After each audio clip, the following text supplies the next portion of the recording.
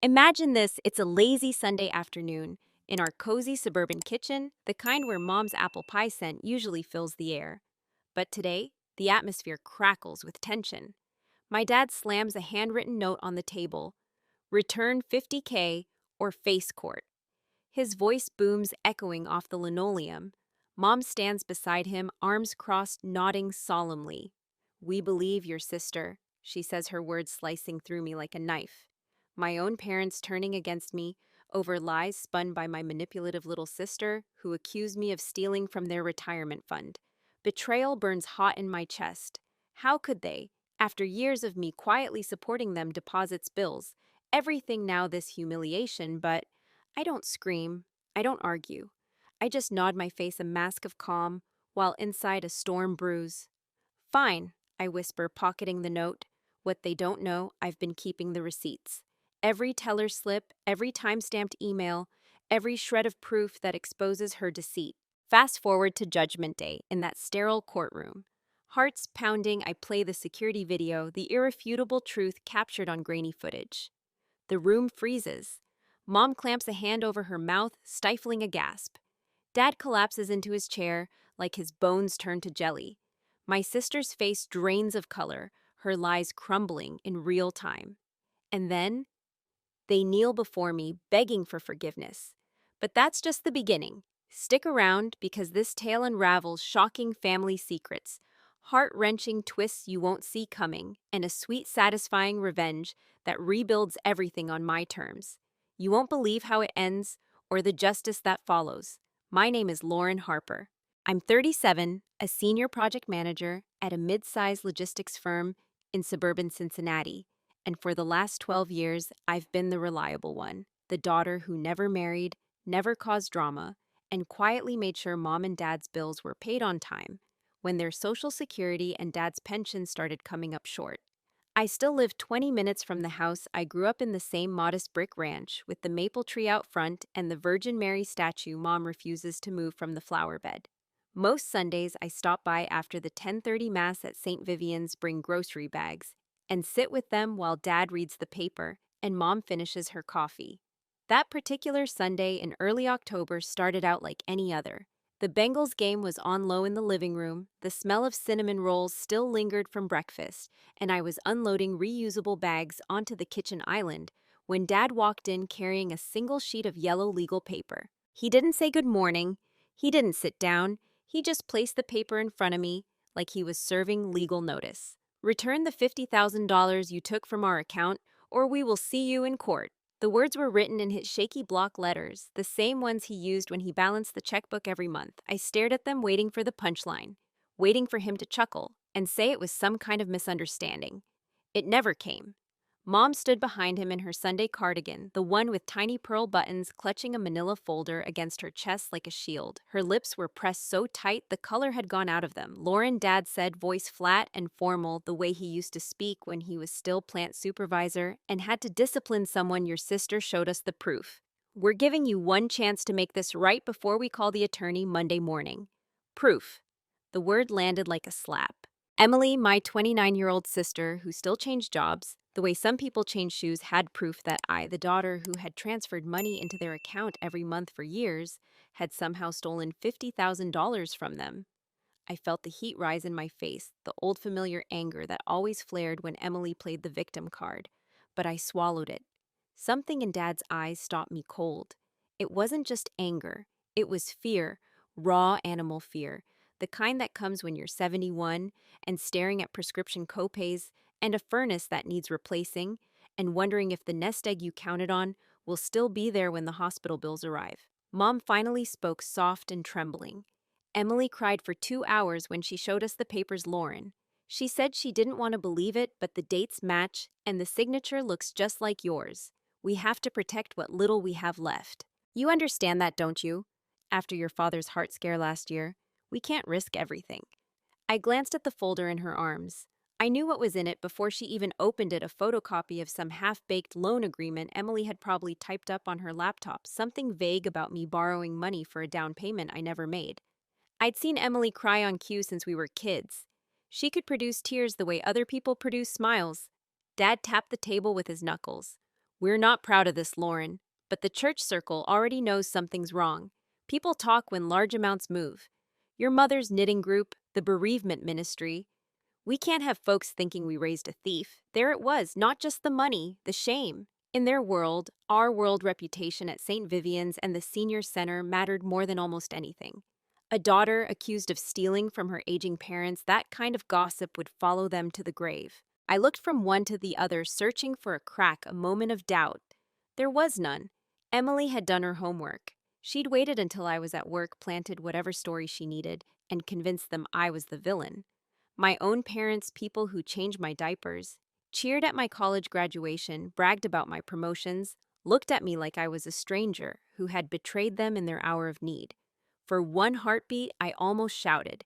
I almost dumped my purse on the table and showed them the bank app, right then, the one with every deposit I'd made, clearly dated and labeled for Mom and Dad love you. But I didn't. Something colder and clearer took over. I folded the yellow paper once, then again, and slipped it into my pocket. Emily has the original document, I asked quietly. Mom nodded. She's keeping it safe. Of course she is. Dad's jaw tightened. You have until Friday to return the money, Lauren. After that, we do this the hard way. I stood up slowly, smoothing my blouse the way Mom taught me when I was 8 years old and learning how to behave like a lady. My voice came out steady, almost gentle. I understand, I said. You'll have my answers soon. I kissed Mom's cheek. She flinched just enough to break my heart, hugged Dad even though his arms stayed stiff at his sides, and walked out to my car. The autumn air felt sharp against my skin like the first warning of winter. As I backed out of the driveway past the maple that was just starting to turn red, I made a promise to myself. No yelling, no pleading, no desperate phone calls that would only give Emily more ammunition. I would answer the only way that ever truly silences a lie. I'll respond with evidence, not raised voices. I hung up the phone, stared at the screen for a long moment, and then did something I'd never done before. I closed the blinds, locked my front door, and turned off every light except the one over my kitchen table. The house felt suddenly too quiet, like the calm before a storm you can already smell in the air. That night, I began building what I would later call the silent dossier, a folder no one would see until I was ready. First came the teller slips. I'd been helping my parents financially for almost 4 years, ever since Dad's heart procedure and Mom's first cancer scare. Every month I transferred money from my savings into their checking account, usually 2 or 3,000 at a time. Whatever the gap was after Medicare and the pension, I had kept every single receipt because I'm the daughter who still balances her checkbook to the penny. I spread them across the table, like playing cards, crisp white slips from the bank drive-through, each one stamped with the date, the amount, and my name as depositor. March 12th, $2, $800, April 9th, $3 was $100. July 23rd, $4,000. On and on, month after month, totaling well over $60,000, I had quietly poured into their account. The withdrawals Emily claimed I made didn't just look suspicious. Next to these, they looked impossible. I scanned every slip, saved the high-resolution files to an encrypted drive, and slipped the originals into plastic sleeves, proof that I had been giving, not taking. Next, I turned to my calendar. Emily's so-called evidence supposedly showed large cash withdrawals on specific dates when I was helping run errands. I opened my work email and Outlook archive and started pulling screenshots. February 14th, Emily claimed a $9 $200 withdrawal. I was in Columbus for a 2-day client presentation. I had the expense report, the hotel receipt, and a photo of me standing next to a warehouse manager at 11:47 a.m. timestamped. March 28th, another alleged $8 $500 pull. I was on a video call with the entire executive team from 8:30 until noon. The recording was still in the company cloud. One by one, I matched every accusation to an ironclad alibi. I wasn't just somewhere else. I was somewhere verifiable with witnesses and digital breadcrumbs no one could erase. But the real gift arrived on a Thursday morning when I was walking Max, my golden retriever, past the Hendersons' house next door to my parents. Tom Henderson was out raking the last of the leaves, and he waved me over with that half-embarrassed smile people wear when they know something they wish they didn't. Lauren, he said, lowering his voice, Even though we were the only two people on the street, your sister's been coming by the house a lot lately, almost every Tuesday and Thursday around 10 in the morning. I only noticed because our ring picks up the whole cul-de-sac. He hesitated, then added, I figured you knew. My pulse jumped so hard I felt it in my throat. Tuesdays and Thursdays, the exact days Emily's highlighted withdrawals supposedly happened. I kept my face neutral and asked as casually as I could whether he still had the footage. Tom, bless him, is a retired engineer who treats his cloud storage like the Library of Congress. 2 hours later, I was sitting at his kitchen table while he pulled up the app on his iPad. There it was, crystal clear, Emily's silver Civic pulling into the driveway on every single date she had circled in red for my parents. She stayed anywhere from 12 to 27 minutes, plenty of time to walk into an empty house, log into the bank on Dad's desktop, and move money wherever she wanted. Tom let me download every clip to my own cloud drive and promised he wouldn't delete the originals until all this gets sorted out. I thanked him with a pan of brownies and a promise to keep him out of it as much as possible.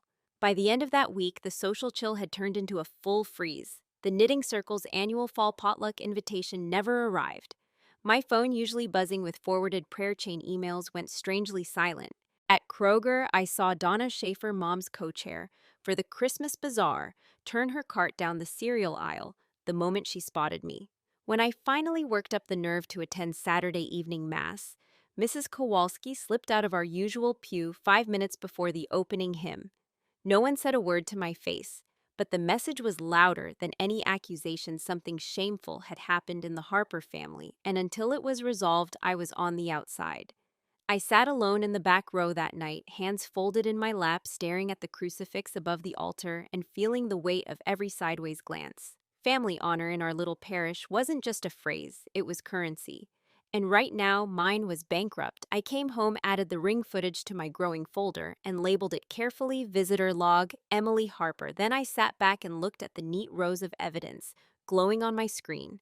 Deposits, alibis, video, a timeline that told the truth while Emily's story fell apart at the seams.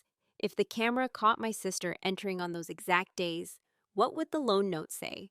I sat there in the dark, the glow of the ring footage still looping in my mind, Emily's silver Civic gliding up the driveway on every single day she claimed I had robbed our parents. The timeline was airtight, but something still nagged at me. How had she moved that much money without setting off alarms? Mom and Dad weren't tech-savvy enough to notice large transfers, and the bank usually flagged anything over 10,000. There had to be a key she'd been holding longer than I realized. The answer came the next morning when I dug deeper into the old files on my parents' shared drive, the one I'd set up for them years ago, so I could help pay bills remotely. Tucked inside a folder labeled Medical 2023 was a scanned document I hadn't thought about in months, a temporary power of attorney. Dad had needed a quick gallbladder surgery last spring. Nothing life-threatening, but the hospital wanted someone authorized to handle finances while he was under anesthesia and recovering. I was slammed with a project deadline. So when Emily volunteered, tears in her eyes, promising she'd take care of everything, Mom begged me to let her step in just this once. I signed the form without a second thought. It was only supposed to last 30 days, renewable if needed. The witness line was signed by Jay Carter, Emily's gym buddy Jess, the one who spots her on squats and posts smoothie selfies together. Perfectly legal on paper, but now it felt like I'd handed her a skeleton key to the house. I printed the POA, highlighted the section that granted authority over bank accounts, and drove straight to the branch on Beachmont Avenue where my parents had banked since 1978. I knew the manager, Carla Ruiz, from years of dropping off deposits. She greeted me with the cautious smile people reserve for family drama, then closed her office door. Lauren, your dad called last week asking about large transactions, she said carefully. I couldn't discuss details with him because of privacy, but since you're on the account as an authorized user, she turned her monitor so I could see. Under the POA, Emily had marked dozens of transfers as bill payments medical, need official and completely unchecked. But mixed in were cash withdrawals, 5, 7, sometimes $9,000 at a time, pulled from the teller line, not the ATM. Carla clicked deeper and frowned. Several of these went out as cashier's checks made payable to an LLC ending in 0941. Same tail numbers keep popping up on deposits into an account belonging to, well, Emily Harper. My stomach dropped. Not just moving money around, she had been funneling it straight to herself, hiding behind the POA like a shield. Then Carla hesitated, lowering her voice. There's something else. One of the checks was used to pay off a lien on a vehicle repair. And there's an overdue personal loan in your parents' names taken out 6 months ago, same branch, same POA authorization. The collateral listed is your dad's old Ford truck. Payment stopped 3 months ago. I stared at the screen until the numbers blurred. A loan they didn't know about. A truck they still drove to Meyer every Saturday. Emily had pledged their property without them ever signing a thing. I asked the question I already knew the answer to. Can you pull the teller footage for those cash withdrawals? Carla shook her head. Not without a subpoena. Bank policy, of course. Discovery. The word settled in my mind like the last piece of a puzzle clicking into place. That night, I couldn't sleep. I kept circling back to why. Emily wasn't just greedy, she was desperate. Desperate people leave tracks. I started searching public records, traffic citations, anything tied to her name. At 2:17 a.m., I found a dismissed DUI from 9 months ago, same week Dad's surgery happened. Case sealed because it was her first offense, but the civil side wasn't sealed. A fender bender in a Kroger parking lot, other driver injured, lawyer demanding a quick cash settlement to avoid court. The amount $48,000, paid in full by cashier's check drawn on my parents' account the very week Emily had helped while Dad recovered. I sat back, breath shallow. She hadn't stolen for shopping sprees or vacations.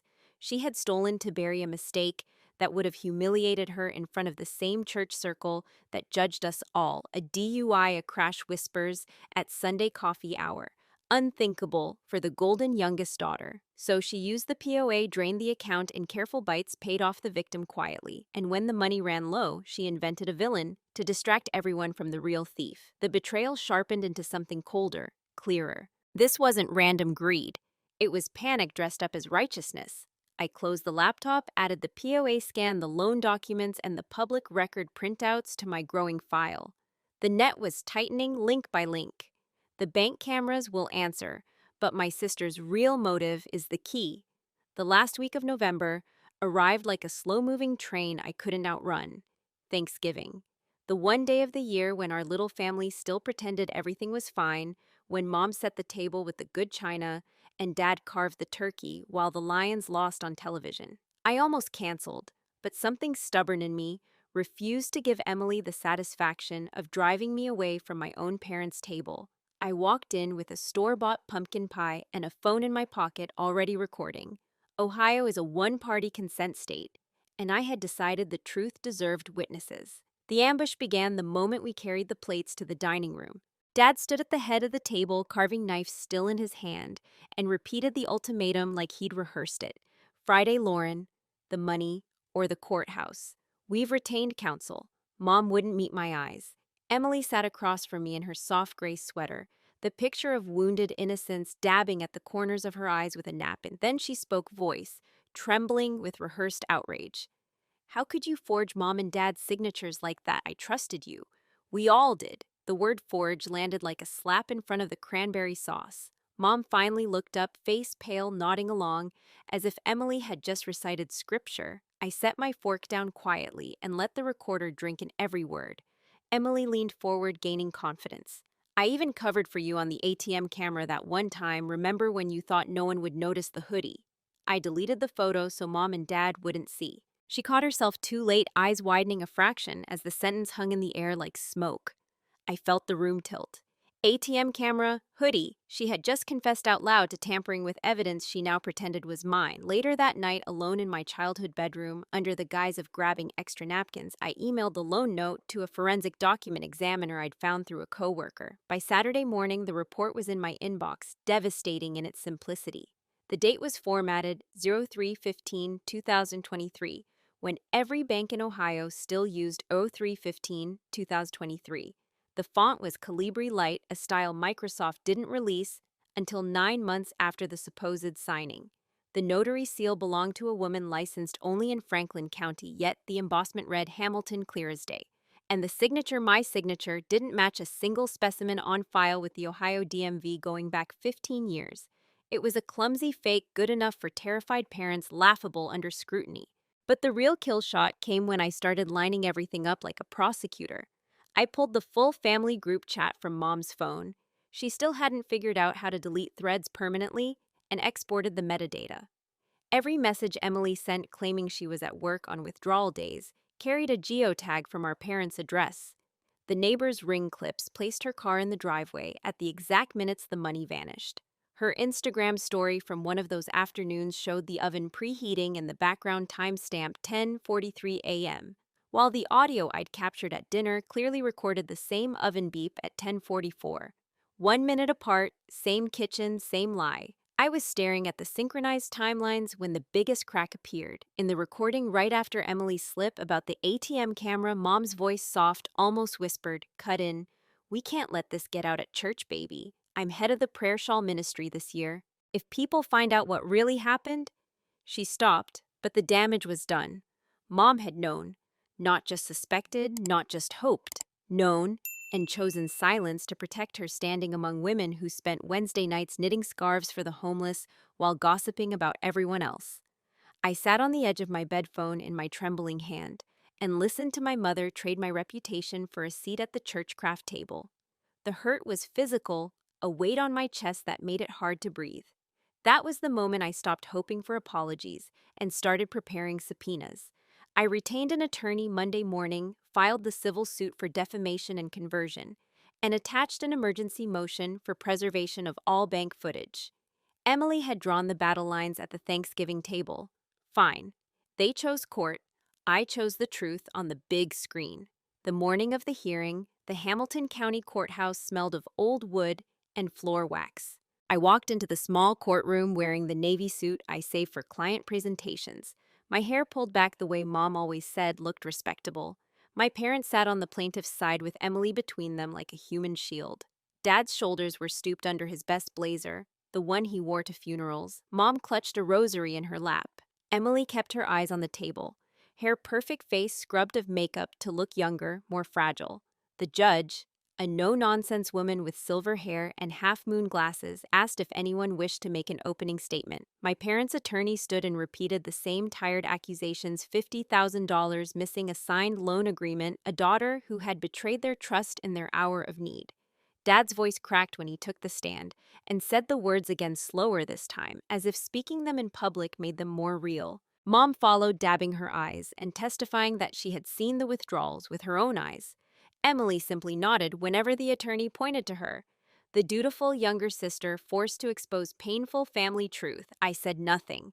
My attorney had advised silence until it was our turn, and I followed the plan like a soldier. When the judge finally turned to me and asked if the defense wished to present evidence, I stood, pressed the remote in my hand, and dimmed the lights myself. On the large screen at the front of the room, the first bank security clip began to play. March 14th, 10:27 a.m. Emily Harper walks up to the teller window in oversized sunglasses and a ball cap. She slides a withdrawal slip across the counter, $9, $200 in cash. The teller, a pleasant woman named Marisol, who had worked that branch for 12 years, counts the bills, has Emily sign the receipt, and hands over the money. Marisol was sitting in the gallery today. She raised her hand when the judge asked if she recognized the person in the video. "Yes, Your Honor. That's the woman who came in that morning. I remember because she was nervous and kept looking over her shoulder." Clip after clip followed, same woman, same nervous smile, same large cash pulls. Every date Emily had circled in red for my parents now starred her on high-definition video. Next slide, the notary ledger from the county clerk. The supposed date of the loan note, January 15, 2023, showed no entry at all. The notary whose seal appeared on the document had been on maternity leave that entire month. When she took the stand, she confirmed she had never met me, never notarized anything for the Harper family, and the embossed seal was from a stolen stamp reported missing weeks earlier. The witness line signed J. Carter belonged to Emily's gym friend Jess, who admitted under oath she had signed it as a favor without ever seeing me. I kept it simple, the way older folks follow: best one fact, one proof every time. Who took the money? Emily Harper. Where? Inside the Beachmont Avenue branch. When? 10:27 a.m. on March 14th. Proven by what? Bank camera and the teller sitting right there. Who forged the note? Emily Harper. Where? At home on her laptop. When? Months after the alleged signing date. Proven by what font? Released in 2023 notary on leave stolen seal. Who was nowhere near the bank on those days? Lauren Harper. Where was I? Columbus, Cleveland, in meetings with 20 witnesses. when every single accusation date, proven by what hotel receipts, expense reports, time-stamped photos. The room froze. Mom covered her mouth with both hands, rosary beads clicking against her teeth. Dad sat down hard, like someone had kicked the chair out from under him. My sister went pale, the color draining so completely I thought she might faint. I clicked to the final slide, a simple side-by-side of my real signature from the DMV and the shaky forgery on the loan note. The differences were childishly obvious. The judge removed her glasses, looked out over the silent courtroom, and spoke directly to my parents in a voice that carried no anger, only steel. You owe the court and your daughter the truth. I turned off the projector and waited for whatever came next. The bailiff dismissed us with a quiet nod, and the heavy door clicked shut behind me. I stepped into the marble hallway, expecting to walk alone, heels echoing head high the way I had rehearsed 100 times in my mind. Instead, I heard 4 sets of footsteps behind me, hurried and uneven. I stopped beneath the tall window where winter light poured cold across the floor. No one spoke. There was only the sound of breathing, ragged from my father, shallow from my mother, almost nothing from Emily. Then Mom sank. Not a dramatic collapse, just her knees giving way until she was kneeling on the courthouse tile, purse sliding from her shoulder. Dad hesitated half a second and followed, lowering himself beside her with the stiff carefulness of a man whose pride is cracking in public. Emily stayed standing, arms wrapped around herself, face the color of ash. Mom reached for my hand. Lauren, baby, we were wrong, so wrong, please. Her voice broke on the last word. Dad's head bowed, forehead almost touching the floor. We'll do anything, anything to fix this, Emily finally whispered. I'm sorry, but the words came out strangled, as if someone else had forced them from her throat. I looked down at the 3 of them, my family on their knees in a government hallway, and felt none of the triumph I thought I would. Only a bone-deep weariness and the need to protect what was left. I crouched so we were eye level. I'm listening, I said. Mom's tears fell faster. We'll write the letter. To the parish, to the knitting group, to anyone who heard the lies. We'll tell the whole truth.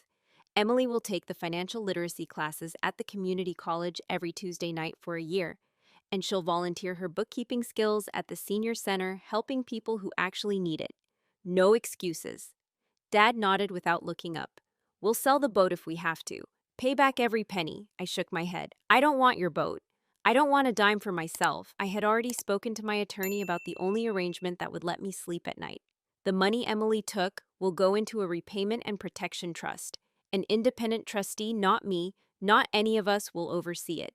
Every dollar will refill the emergency fund you thought was gone. When it's whole again, the trust stays in place so this can never happen a second time.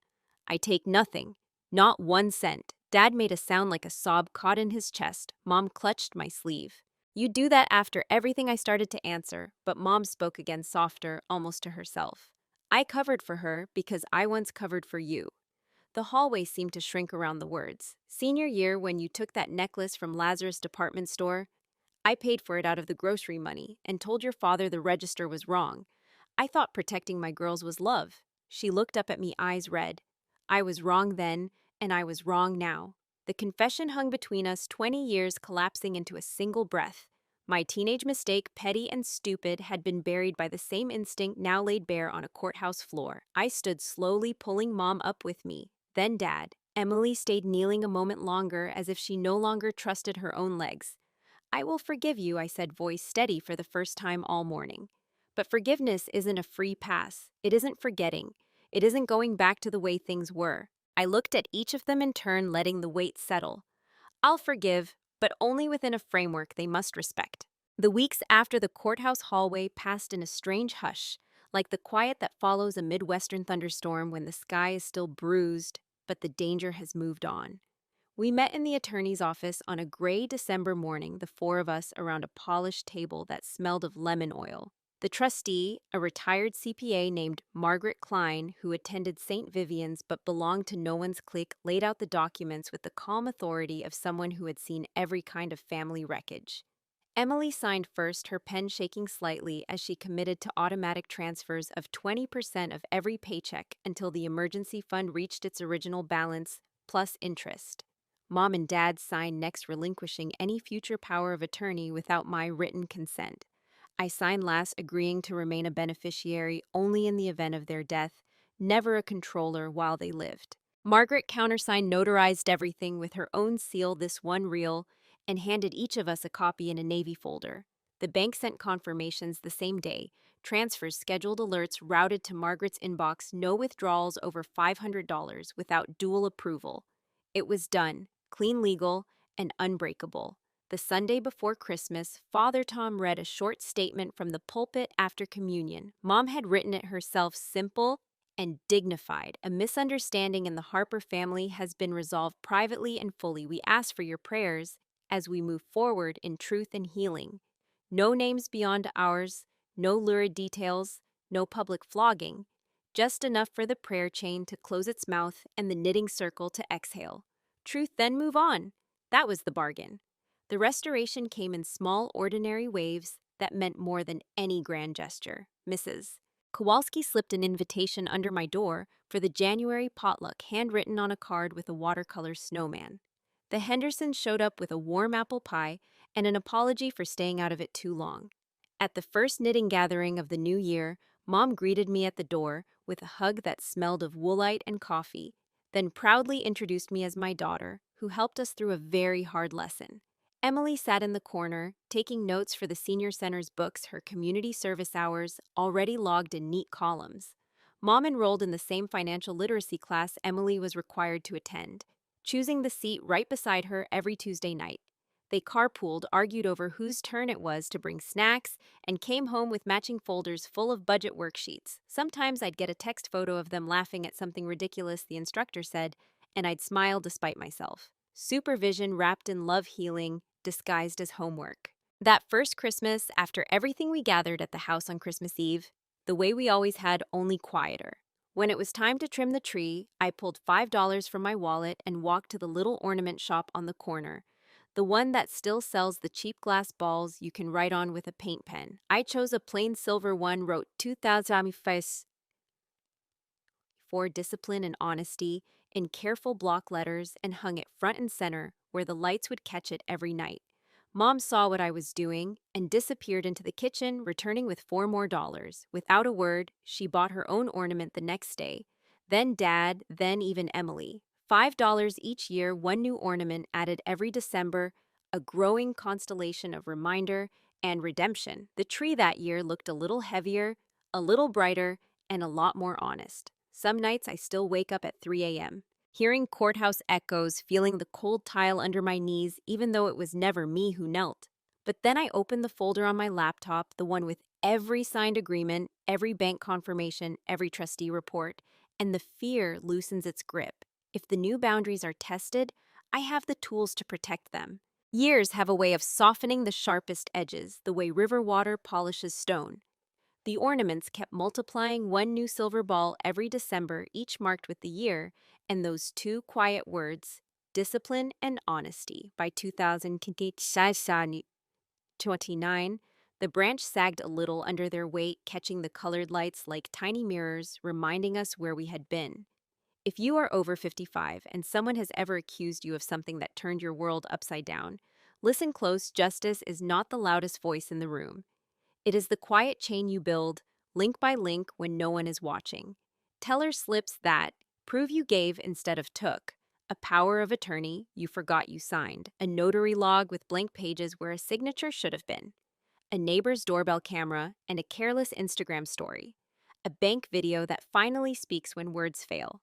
That chain is stronger than any scream, and it is the only thing that ever truly sets you free. Forgiveness, I learned, is not amnesia. It is choosing to remember correctly, so correctly that you never again leave the door unlocked for the same thief. It is loving your people enough to hand them rules instead of resentment so the family survives without anyone drowning in the old poison. The trust still stands, Margaret Klein still opens the monthly statements, and the emergency fund is fuller now than it ever was before the storm. Emily finished her 400 community service hours at the Senior Center last spring, teaching widows how to read investment statements and spot scams. She kept going even after the judge signed off because some lessons only stick when you live them long enough to feel the difference. Mom joined the senior spending group at the library, the one that meets Thursday mornings with coffee and calculators and now chairs the committee. Dad, who used to cancel doctor visits to save the copay schedules every checkup 6 months in advance, and texts me the reminder like it's a badge of honor. I still drive over most Sundays. I still carry the grocery bags in. But I no longer pay a single bill and no one expects me to. I chose integrity over scoreboard victory. I kept my parents without keeping the old guilt as rent. At 39, I finally understand that being the reliable daughter does not mean being the one who bleeds quietly so everyone else can stay comfortable. A few months ago, during the women's faith sharing group at church, I asked if I could read a letter from a friend. I changed the names, flattened some details, but the bones of the story were mine. When I finished, the room was silent except for soft sniffles and the creak of wooden chairs. Afterward, 3 different women, gray-haired, strong, carrying their own invisible scars, pressed folded notes into my hand. Each one began the same way: "This happened to me too." I keep those notes in the same fireproof box that holds the trust papers. Proof that one honest story can light a path for people who thought they had to walk their shame alone. Sometimes, late at night, when the house is still, I look at the Christmas tree in the dark and watch those silver ornaments glow faintly from the streetlight outside the window. They are small, inexpensive things, $5 each, but they carry more weight than gold. They say we survived. They say we changed. They say love can live inside boundaries and still be love. And this morning, as I poured my coffee and watched the snow start to fall again, a new knock echoed at the door. 3 measured raps, polite but firm. I don't know who is standing on the other side, what fresh story or accusation or plea they carry. But I know how to ask for the receipts, how to listen without panic, how to protect what matters without destroying what can still be saved. A new knock echoes nigher the door. I don't know who, but I know how to keep truth at the threshold. And here we are, at the end of a story that started with a trembling yellow legal paper slammed on a Sunday kitchen table and finished with a Christmas tree heavy with silver reminders that honesty and discipline can become family heirlooms. If you stayed with me from that first ultimatum, all the way to those quiet courthouse knees and the soft glow of 9 $5 ornaments, thank you from the very bottom of my heart. Thank you for letting Lauren's pain, patience, and hard-won peace live in your living room for a little while. If any moment hit home the terror of being disbelieved by the people who once tucked you in at night, the cold decision to choose evidence over screaming the ache of drawing a line while still loving the people on the other side of it, please, leave it in the comments below. Tell me where you're watching from: Ohio, Florida, Texas, the Philippines, wherever this found you. Tell me the part that made you pause the video, the line that made you cry the second you finally breathed out and thought, I'm not the only one. Tell me if you ever had to keep your own folder of receipts, your own silent dossier. Those comments are gold. They prove to every single person, scrolling right now, maybe at 2 in the morning, with tears on their cheeks, that they are not crazy, not greedy, not unloving for wanting both truth and family. And if these kinds of stories, raw, real-life family battles that end not in total destruction, but in guarded, grown-up love, are the reason you come to this channel, please hit that subscribe button and tap the bell. I'm here every week sharing voices just like Lauren's women and men, over 50, 60, 70, who were accused, betrayed, written off, and still found the strength to stand up with dignity and build something unbreakable. We don't do screaming revenge here. We do receipts, boundaries, and the kind of mercy that still wears steel-toed boots. There are dozens more stories already waiting, and I would love to walk the next one with you. So, drop a heart if you believe forgiveness can have rules and still be love. Drop your city or state if this one found you at the exact moment you needed it. Drop a simple, I needed this, if that's all you've got energy for tonight. And if you know someone carrying the same kind of quiet wound, maybe your sister, your best friend, the lady you sit next to at church, who suddenly stopped talking, share this video with her. No long message needed. Just, I thought of you. Sometimes one story is the first crack of light in a very dark room. Thank you for every minute you gave Lauren, for every tear, every gasp, every silent nod. You made this space safe for the next voice waiting to speak. Keep truth at your threshold, keep kindness in your pocket, and I'll see you in the next one.